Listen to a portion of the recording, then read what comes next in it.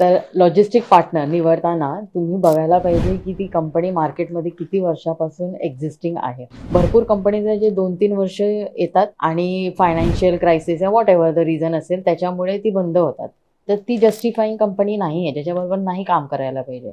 जर 15 वर्षापेक्षा जास्त कुठली कंपनी असेल लॉजिस्टिक, ती म्हणजे की ती ऑलरेडी त्या मार्केटमध्ये डीपपर्यंत त्यांचा कंट्रोल आहे. आणि त्यामुळे तुमचा कार्गो जो आहे तो कुठे स्टक व्हायचा अजिबातच पॉसिबल नाहीये. सो ती रिलायबिलिटी एक बघा.